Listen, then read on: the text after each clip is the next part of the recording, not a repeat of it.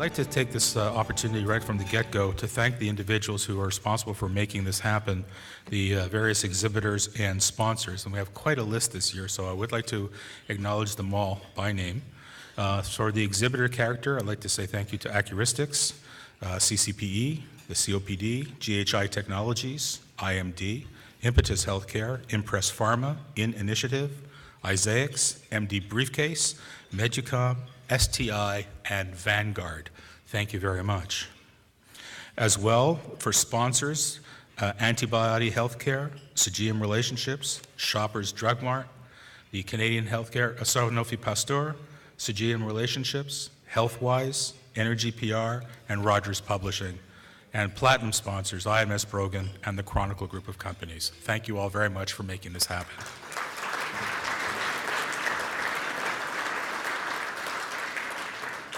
For some of you who may not be aware of this, this may be your first time, the individuals that are being inducted today have been selected by their peers and have been nominated, and their candidature was reviewed by a nominating committee.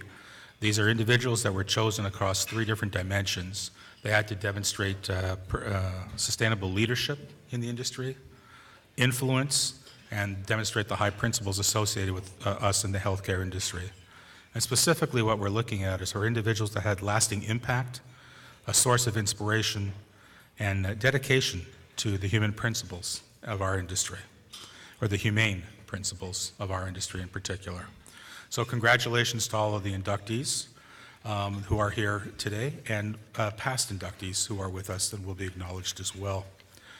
Would like to begin the process, and for starts, I'm going to call on the Rob Séguin, the Managing Partner for Productive Leadership, LMI, who will be acknowledging our first inductee today, Glenn Block, President and General Manager of Merz Pharma. Rob? Thank you, Lauren. Outstanding event to the organizers, to Alan and his team, and Mitch. I have the pleasure and honor of introducing you to one of this year's inductees, Glenn Block. And to me, Glenn Block epitomizes the phrase, a marketing leader. Glenn lives the wisdom that people that work with you want something to believe in, they want someone to believe in, and they want someone to believe in them. In terms of his strategic ability and creating a plan that people believe in, I think one of the things that makes Glenn particularly successful in his career to this point is that he never thinks that he's smarter than anybody else. In fact, he lives by the adage that nobody is smart as all of us, and he does a nice job of collaborating with people from a number of different perspectives. He listens, and he's very thoughtful and very bright. When it comes to giving people someone to believe in, Glenn lives by that principle that you need to role model the behavior, whether it comes to raising his 4 boys or developing an organization that everyone can be proud of. He knows that nothing is stronger than his own behavior. He is nothing but first class. He comes with integrity and honesty, and he comes with a little bit of modesty as well. And above all else, I think what Glenn Block has done to be an exceptional contributor to this industry is that he believes in his people. He's able to attract and develop talent. He's able to get the most from not only the people that work on his teams, but his vendors and partners. And the results speak for themselves.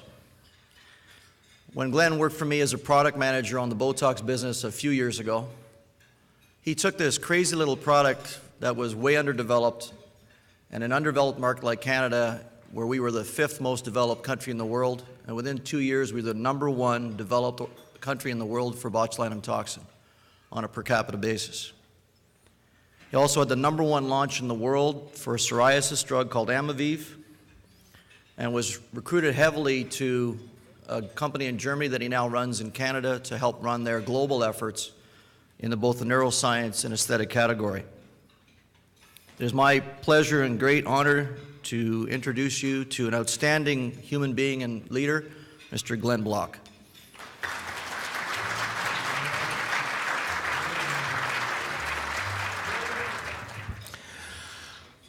Wow, thanks, Rob. That was a great introduction. I really do appreciate this honor. I want to thank the inducting committee, those fellows who nominated me. Again, I found out about this when I was on holidays in March break and with my kids walking on a beach in Tampa, and I kind of just showed the message to my boys, and they kind of said, what is that all about?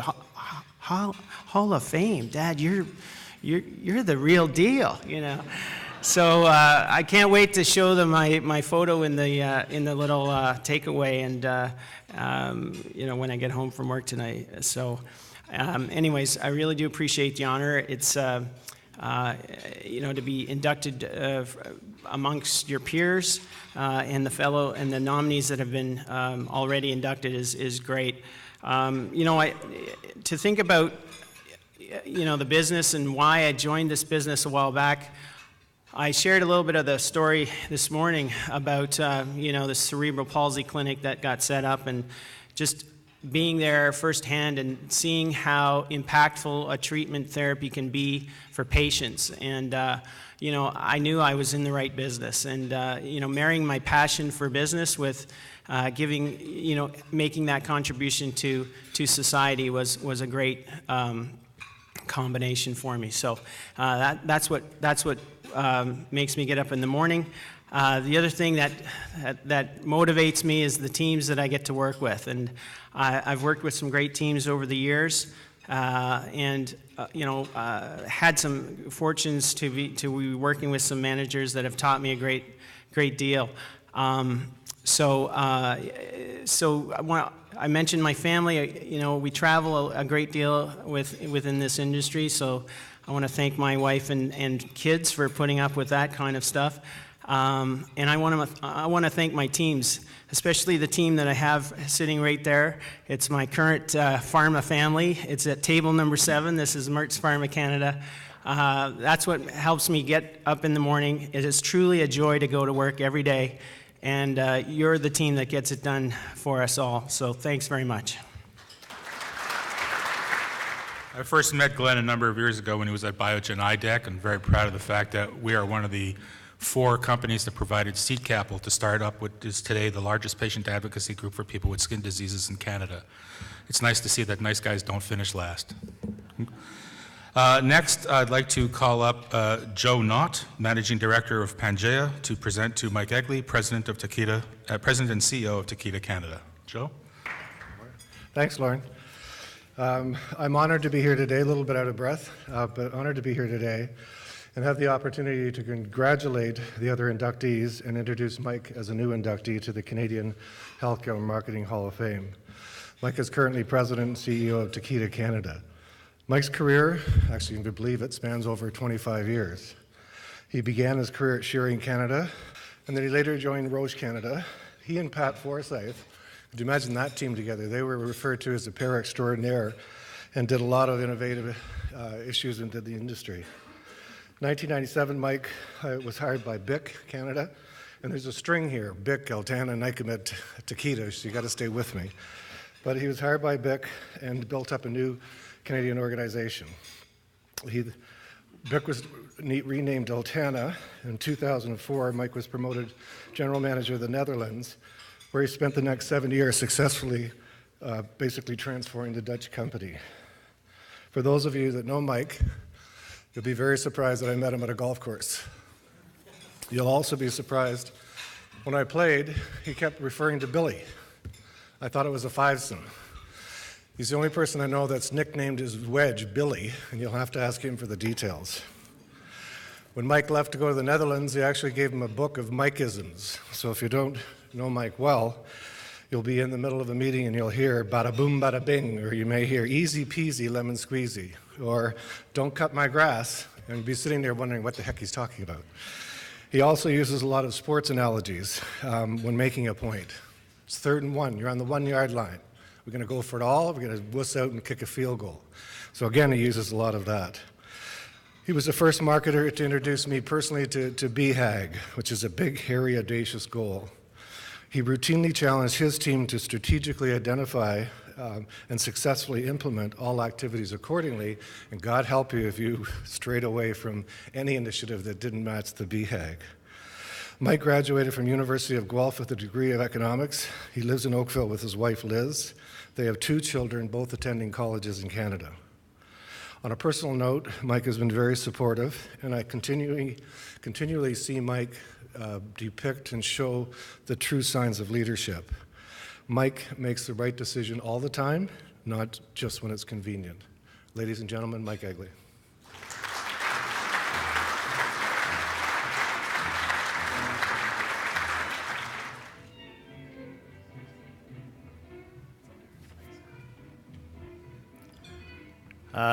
Thank you. Thanks, Joe. That was great. And I didn't know if Joe was going to make it, so I had Rob Hamilton as a backup because he knows about Billy as well. Billy's made them a lot of money. But I do see this as a great honor and a great privilege, and I do thank the Marketing Hall of Fame for inducting me. This is fantastic.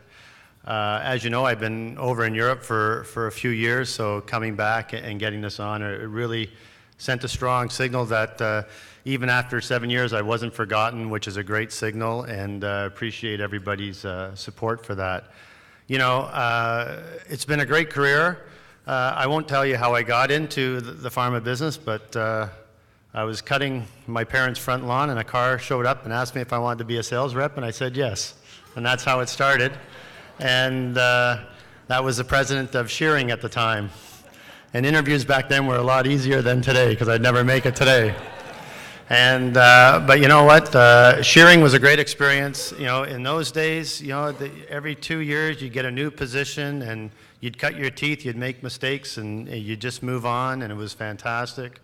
Roche was another great experience where I met some really strong, talented people, a lot of them in this room today, and just absorbed what they were doing like a sponge.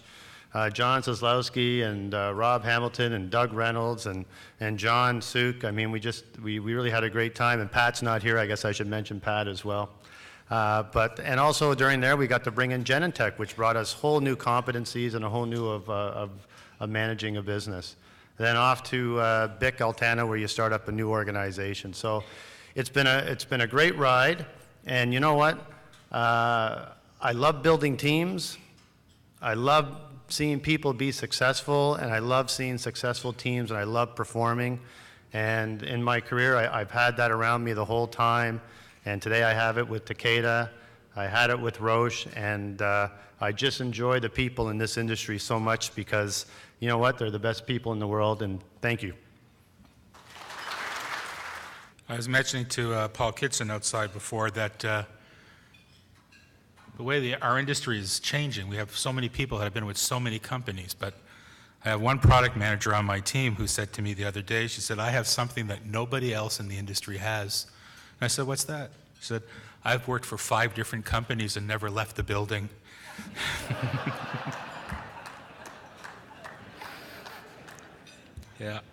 Yeah, sign of the times. The next inductee is from Sagitam, the Marketing Services Director, Joanne Clue. Joanne and I first met her in the 1980s. We were both 12 years old at the time. And presenting to her will be the General Manager of Sagitam, Mr. Mark Emoto. Mark? Lord for vertically challenged people. Good afternoon, and congratulations to all of this year's nominees. I have the pleasure of being able to introduce Joanne on her induction into the Marketing Hall of Fame. If you know Joanne, you know that she never wants to make a big deal of any of these things, so she said, you know, this is basic things, you know, don't make too much of it. And while we won't make too much of it, I know that our friends and colleagues at Sagitam are actually quite proud of what she's been able to achieve. You know, we have the opportunity to work with her on a day-to-day basis, so we see the personal integrity, you know, the work ethic, and really the attention to quality that sort of carried Joanne through her wonderful career. So on that note, please join me in welcoming Joanne Clue to the Hall of Fame.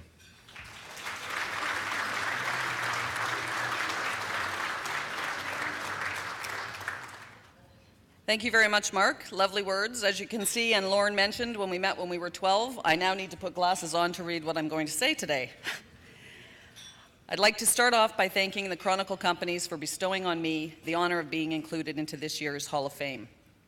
I'm sincerely flattered to be included among the other nominees this year, not to mention those of past years. When I started my career with Walsh, it was way back in 1985. I was new to the pharmaceutical world, but quite keen and very interested in learning the ins and outs of the industry. It was quite early on when my true interest and strengths propelled me to the marketing side of our organization.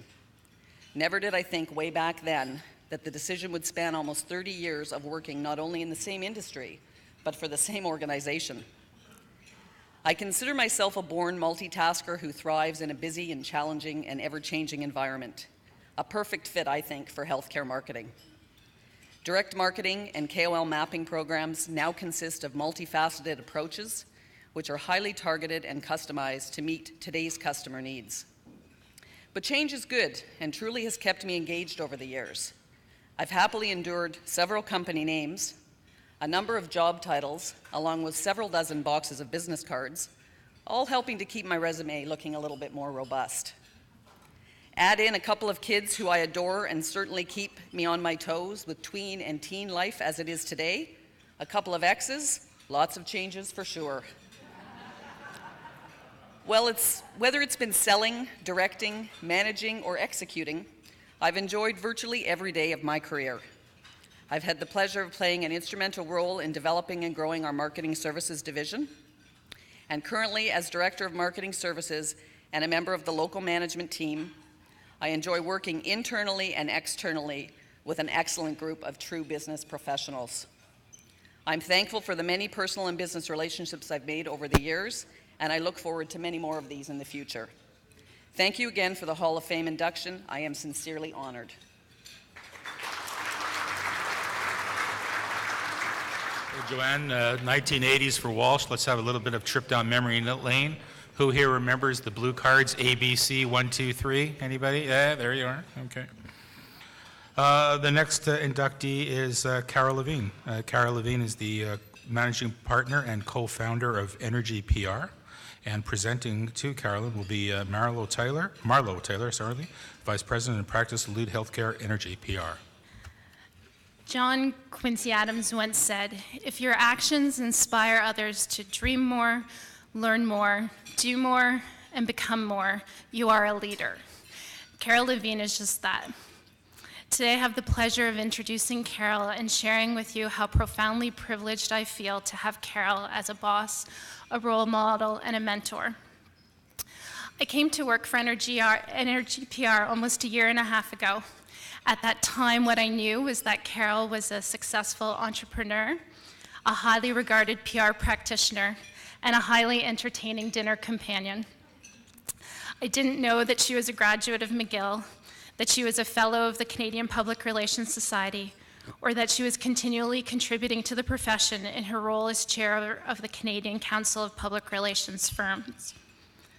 I soon learned the details of her impressive resume.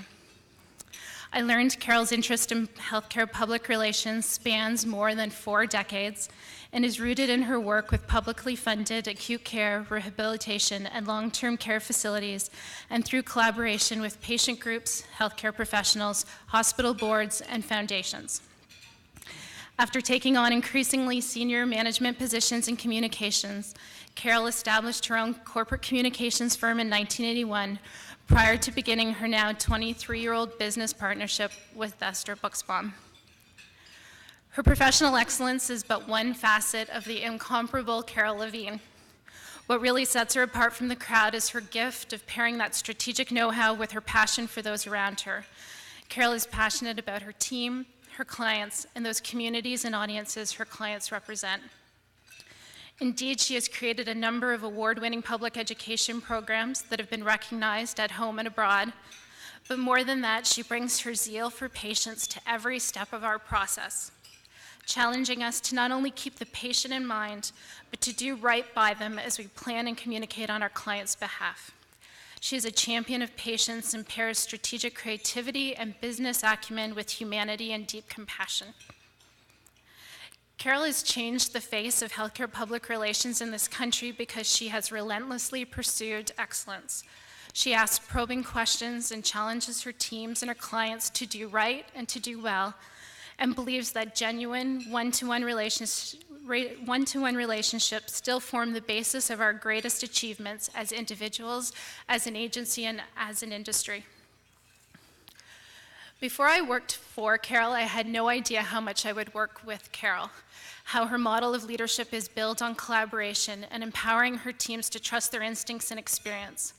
I learned quickly that Carol teaches by example, and that when you find yourself in the trenches, Carol will be there with you, shoulder to shoulder, as hands-on with client work as she is with the development of the agency. And through all of this, as her daughters have shared with me, she was, as they tell it, a superwoman. Accomplished, knowledgeable, determined to succeed, but with her family at the center of her world. Whether they were recruited to help stuff press kits, simply knew Carol would interrupt whatever she was doing to take their calls, teaching them the importance of hard work, or to never just look for the quick win. It is clear she has succeeded gloriously, professionally, and personally. Last year, I had the good fortune of attending the same luncheon for the first time. During the presentations, it was emphasized that those being acknowledged were not just exceptional marketers, but rather those among us who, through years of hard work and building on a vision of excellence, leave a legacy within the industry. Carol, if I may be so bold, I'd like to suggest that your legacy will teach those who are watching you that public relations, as a discipline and a passion, is about mastering and celebrating language, being courageous and collaborative in the pursuit of business excellence, understanding and respecting at every step the needs of the audiences we communicate to, and clearly and powerfully articulating honest, even challenging counsel in a way that demonstrates your commitment to a client's success. Thank you, Carol, for inspiring us to dream more, learn more, do more, and become more, and congratulations.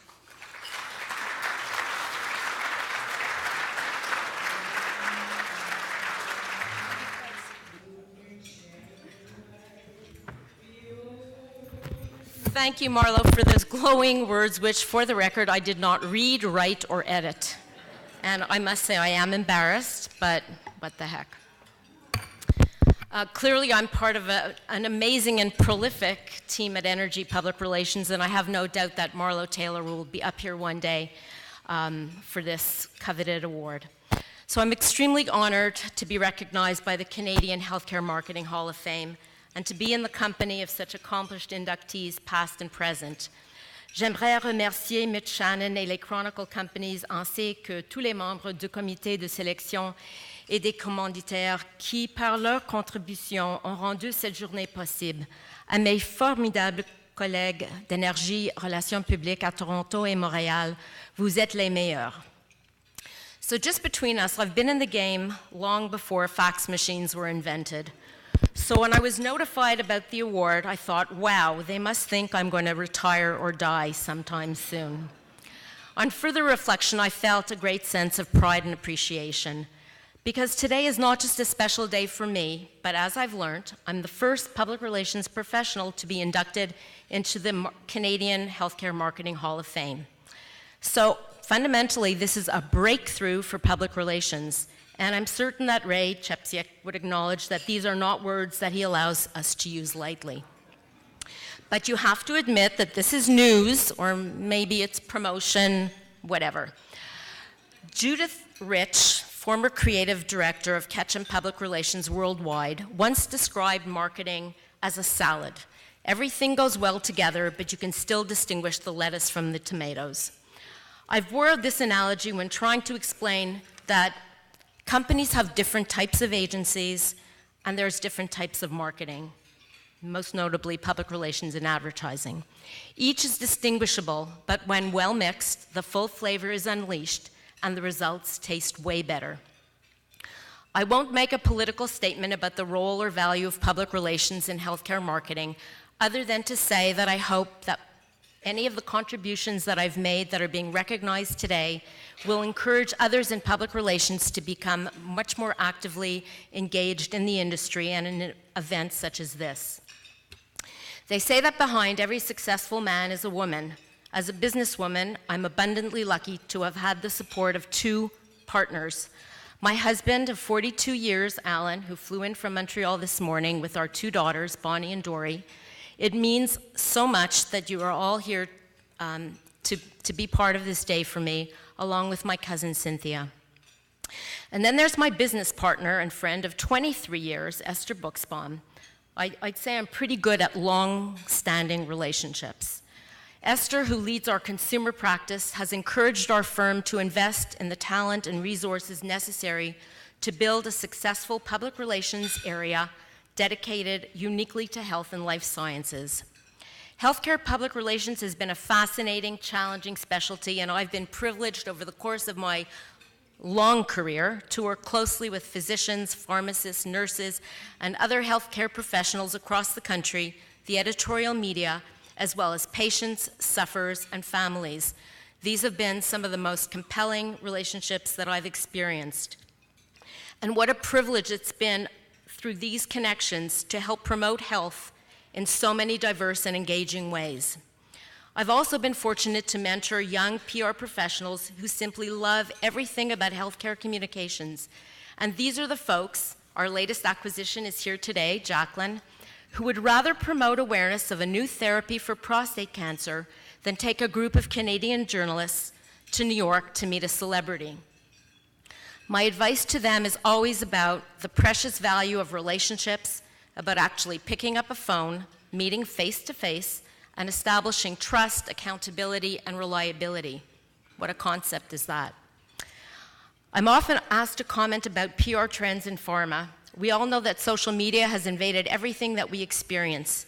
Did you know that next to adult pornography, healthcare is one of the most searched topics online? Public relations is about conversation, not persuasion, engagement and interaction, and not about one-way communication. We talked about that this morning. PR is neck deep into drilling down key messages, building brand equity, helping manage issues, mitigate damage, monitor opinion, and give patients a voice through advocacy. And there have been gratifying moments as the industry seems to have suddenly discovered the intersection between GR and access and how important each is to the other, and how powerful the two are when their strategies and tactics are integrated early on in the process. Healthcare PR continues to evolve, and I'm delighted to be evolving with it. And of course, you can follow me on Twitter, Facebook, LinkedIn, and suffer my ranting blogs. Again, thank you for recognizing me and public relations with my induction into the 2013 Canadian Healthcare Marketing Hall of Fame. I can't control the life or death part, but there's no foreseeable plan to retire. Our next inductee is Mark Livonen, the president from Sanofi Pasteur Canada, and presenting will be the VP from Process and Development from Sanofi, Mr. Tony Damo. Tony?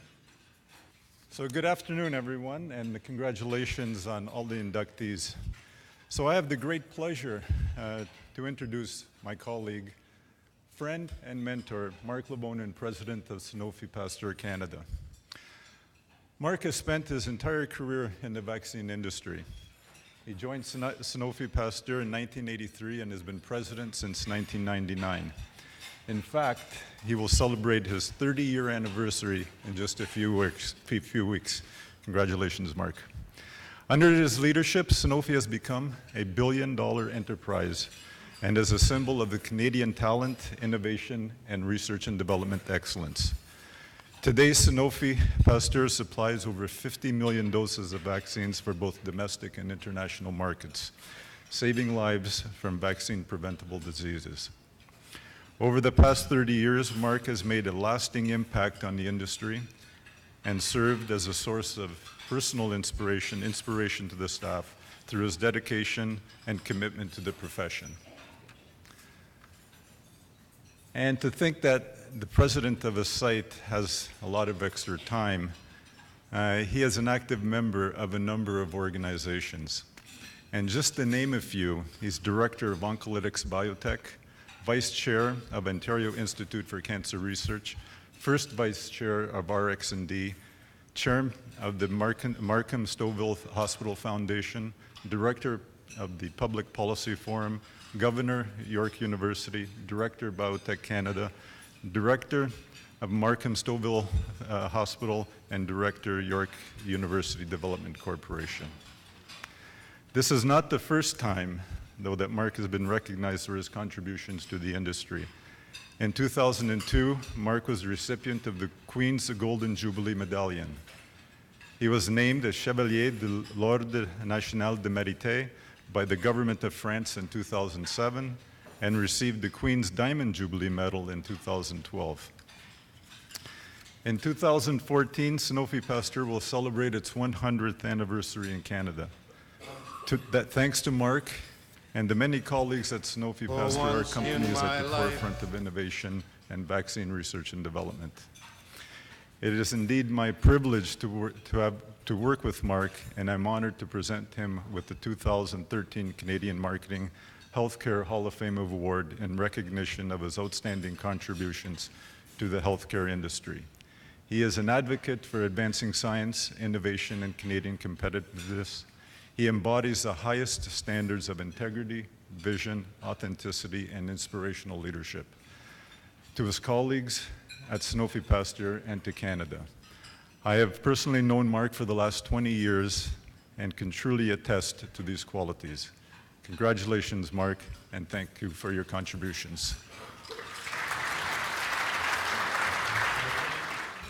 Well, thank you, Tony, for those very kind comments and that introduction. And good afternoon, ladies and gentlemen. It's a pleasure to be with you here celebrating the induction of the Canadian Marketing Healthcare Hall of Fame. And I'd like to acknowledge and congratulate the other inductees and, of course, the past inductees who've made such great contributions to healthcare. As was mentioned at the beginning, it is the Healthcare Marketing Hall of Fame, and I think that's terrific as it represents the diversity of everything that we do as an industry. And as our industry, broadly speaking, evolves, we're more and more focusing on the patient's needs, patient-centric, and I think that's consistent with all the different groups and industries that are involved in achieving this.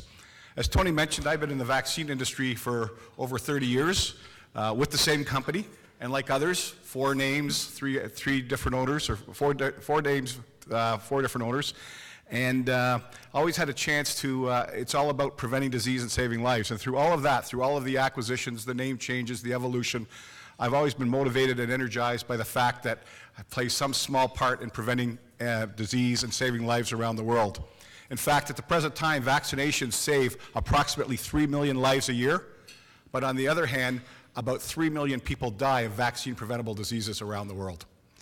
Over our 100-year history, we've been honored to develop innovative vaccines for the world and been influenced and worked with people like John Fitzgerald, our founder, Banting and Best when they first developed insulin, Jonas Salk with the Salk polio. We've all been involved with that, and that's motivated us and allowed us to bring healthcare innovation into Canada and around the world. I'd also like to thank my lovely wife, Lori, and my kids, Jeff and Holly, for all their love and support, both professionally and personally during this period of time. And one of the things they do extremely well is keep me grounded, very well. So on behalf of the 1,100 employees of Sanofi Pasteur, the Sanofi Group, thanks again very much. I appreciate the award. Thanks very much to the nominating committee and to all of you for being here today. Thanks. The next inductee to the 2013 Hall of Fame is Jim Shea. I think everybody knows Jim, General Manager for the Council for Continuing Pharmaceutical Education. And presenting to Jim today will be Rick Altman from Smart Interactions. Can I call Rick, please? Good afternoon, everyone. Thank you very much. This is a great opportunity. I've known Jim, well, over almost 25 years. So I've followed Jim for most of his life cycle in the industry. And I'm very pleased that you called me to bring you up here today. So again, Mr. Chairman, Jim, Heather, and fellow members here, welcome to all the inductees today. I want to point out, we do know Jim, and this is important because he's currently working for the Council for Continuing Education for Pharmaceutical Representatives. And that's really important. It's very apropos, shall I say, because this is, I think Jim is maybe halfway to where he is going to go. And it's based a lot on history. How would I best describe Jim? I'm going to do the 3 Ps, which came up a lot today. But Jim, you're passionate, you're proud, and you're professional. And when I first met you in the early years of Merck Frost Canada, Jim actually walked in the trenches with the sales reps. And I think that was a very opportunistic time that we were, in those days in the 80s, we worked really hard, passionately, trying to get a good, productive sales discussion going with physicians. And oddly enough, the group of 8 of us in our team, we didn't mind trying to provide better value to physicians, really understand what their needs were, and hopefully our product would deliver a solution for them. And we focused a lot on that. And Jim was with us only for 4 years, but his passion stayed with him. And he took what we were trying to develop when he went into head office in Montreal with Merck Frost. And through his sales training career experience, became Department of the Sales and Training and Sales Support. Jim kept the fundamentals that we were actually practicing with, and he continued to develop that. Some of you may know about spin selling if we go back into the early 90s. And Jim was part of that whole development process of trying to get better value creative selling with the customers, be it pharmacists or physicians. And he really drove that. So that, I think, which brings him to where he currently is now at the CCPE with one of his most important programs that they're delivering amongst all of them. It's called the Sales Representative, How to Influence Ethically. And we all know how, we've heard today, we've known this for many years, role as a sales representative is changing dramatically. We have less time to communicate, we have more competition, so we have to do a really good job. So Jim, I think we see you here today based on what you've done, and you're doing great work. I really applaud you for that. But I think at the same time, your passion again, your professionalism, and your pride is this isn't the end. I hope you get a chance to get this again, because what you've done in the industry for all of us here and for many more companies that should be taking advantage of the CCPE, the future is bright for salespeople. We're not out of the game yet. So again, Mr. Chairman, if I may, on behalf of everyone here, Jim, I'd like to welcome you to the Hall of Fame.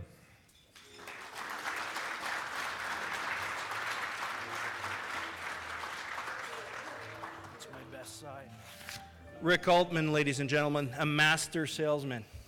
He's one of the guys that I learned from. Thank you, Rick, for that. Thank you to the nomination committee. I appreciate the recognition.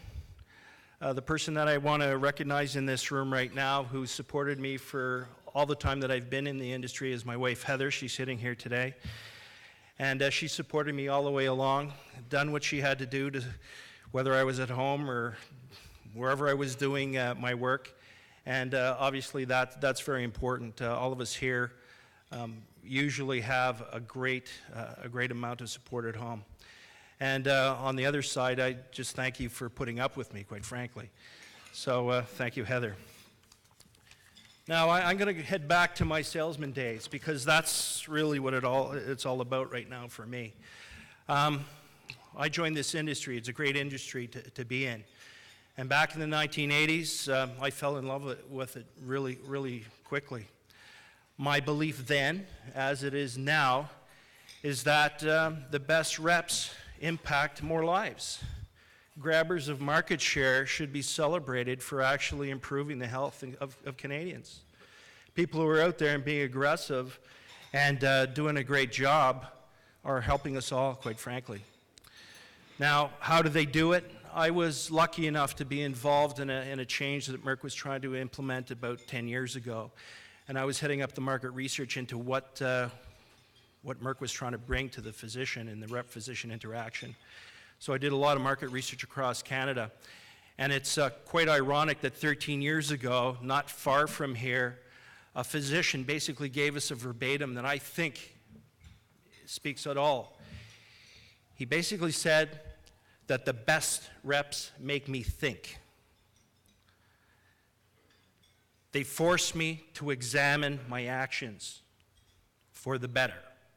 So I really thought that captured everything that we did across the country, and we tried to implement something based on that. But I look at it, and 20 years later from when I started as a rep, I guess I should mention too that I came here as a Montrealer. I came here to Toronto, but then I moved back after the 4 years to head office. And at the time, I didn't have a family physician. So I asked the English Montreal representatives at Merck to give me a list of 5 physicians that they would send their family to. One physician came back on all 5 lists. Well, I've been seeing that guy for 20 years now. I was lucky. So that puts in perspective what kind of physician this was. Last year, after not having seen him for a couple of years, I missed my physical, whatever, you know, we're having a discussion. He looks at me and says, "Are you still with that group that accredits the drug reps?" I said, "Yeah, I'm with CCP." He stops, he looks at me, and he says, "Drug reps aren't as good as they used to be." Wow, a lot of them are a waste of time. You know, they're just not interesting.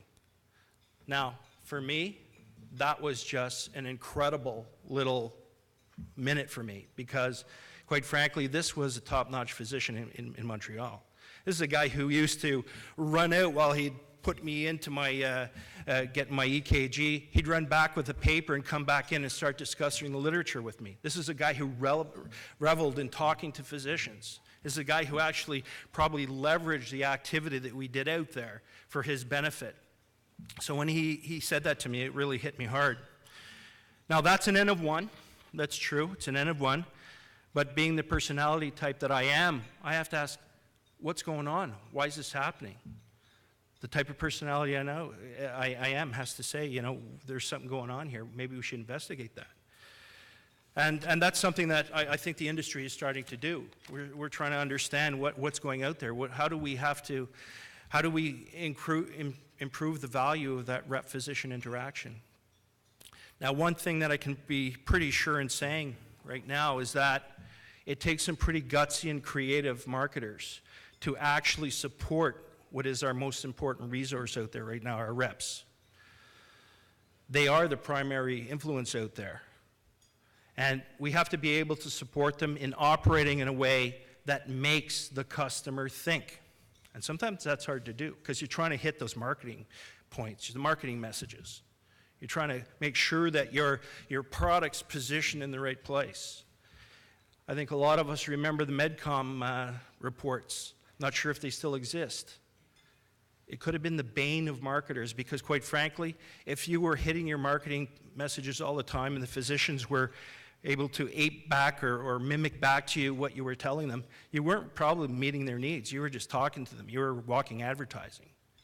So this is the issue that we're facing right now. And for the people who are suppliers to the industry right now, I challenge you right now, you have to change your way of thinking to really orient yourself towards trying to make that physician think. If you're senior management, you know, in your daily activity, you don't put up too much, you don't put up with people who come and waste your time. If a management person comes to you and wastes your time, doesn't bring any value to the table, it's not a good thing.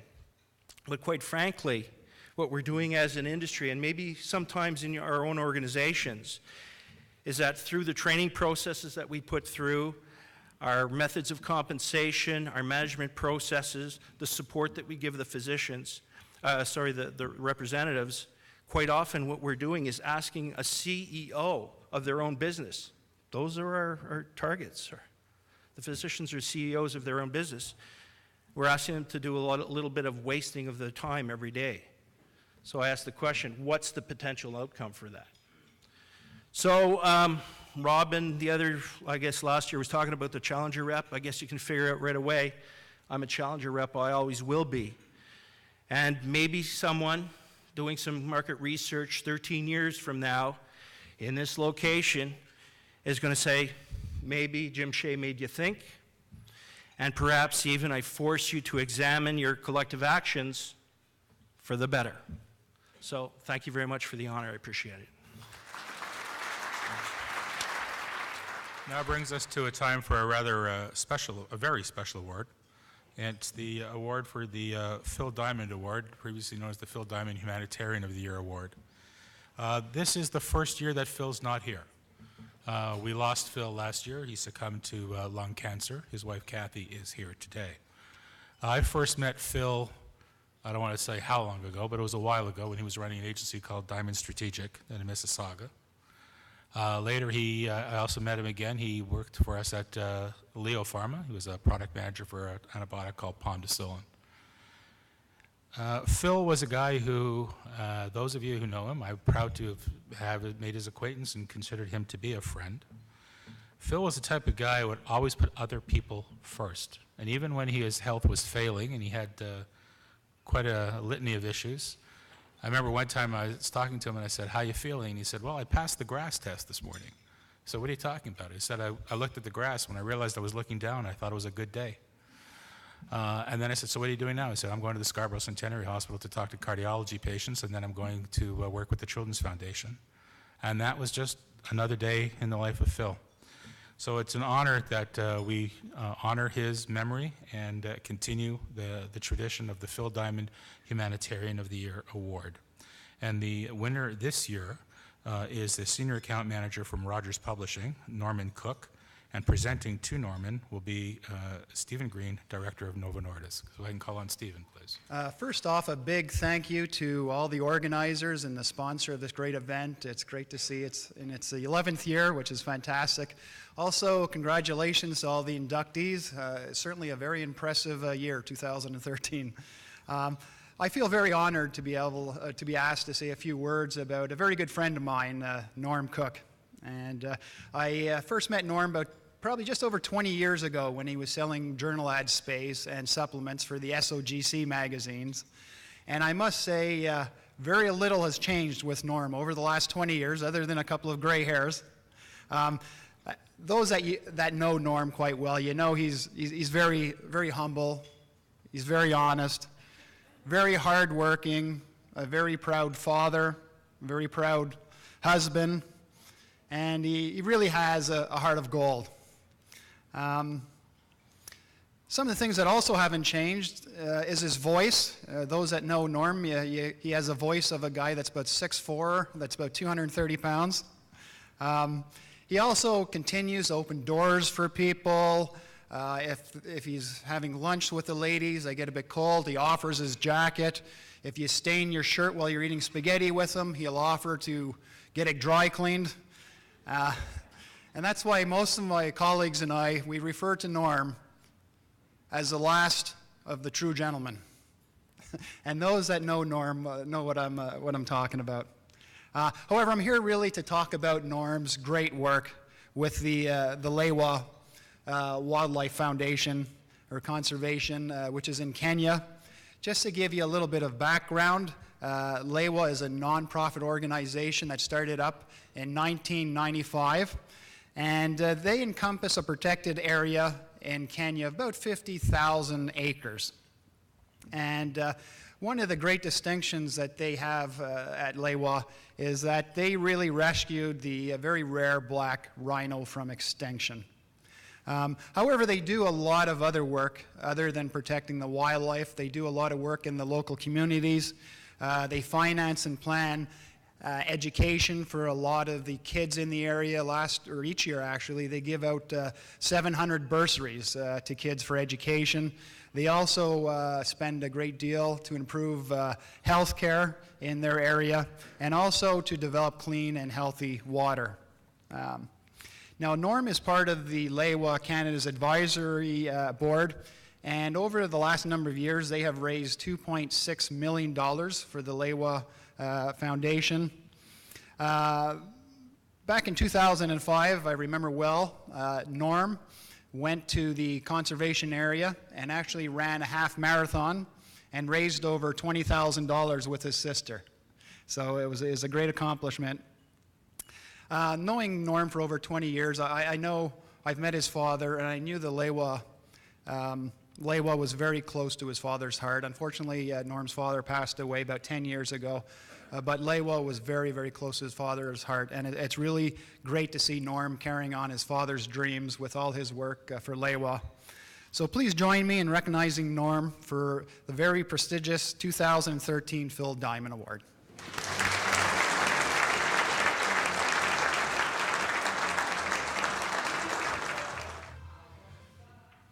Okay. Thank you all very much.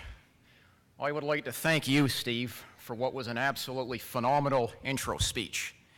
And I will do my best to match the quality of your intro speech. I will say right off the start that I am very deeply honored, very deeply humbled, and very deeply gratified to be receiving the Phil Diamond Award.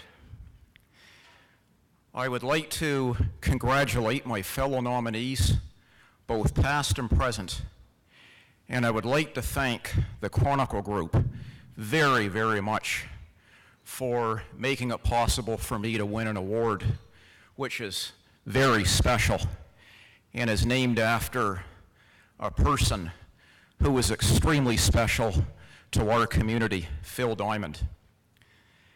I didn't have the pleasure of knowing Phil that well personally, but I've been talking to people, I've been reading about him, I read his obituary and all the comments in his obituary, and it was very touching just to see how very much this dear member of our community was revered and loved within this community that I am so gracious to be proud of.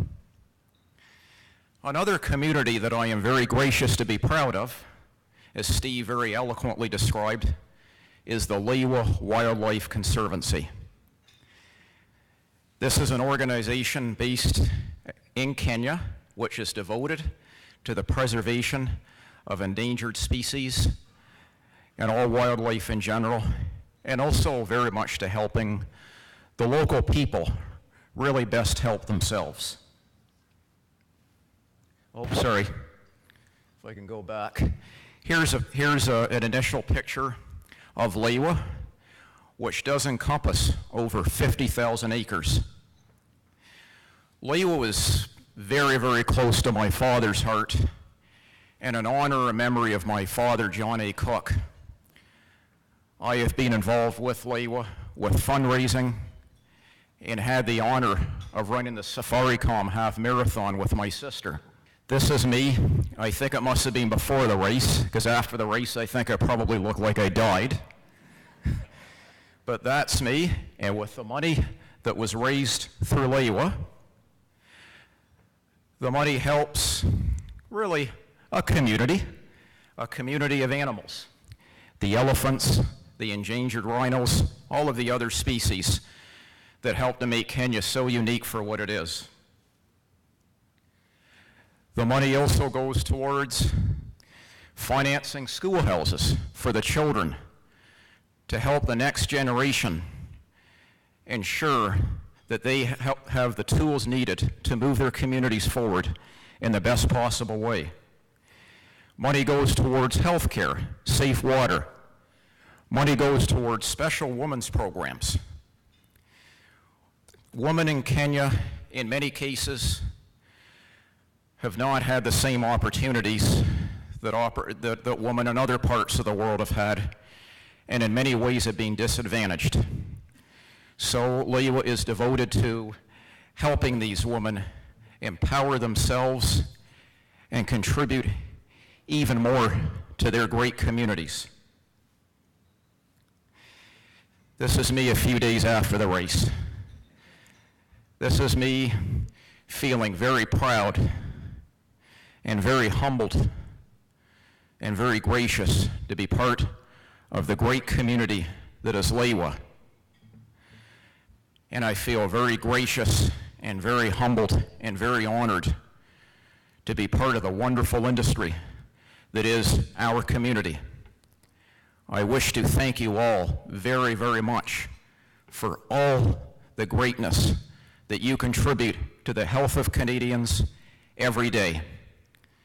Lastly, and most definitely not least, I wish to thank my beautiful family, my wife Thalia, who could not join us because of emergency dental surgery, my wonderful daughter Nikki, who's sitting with us, and my wonderful son Anthony, who's busy writing a math test at school. Thank you all very much.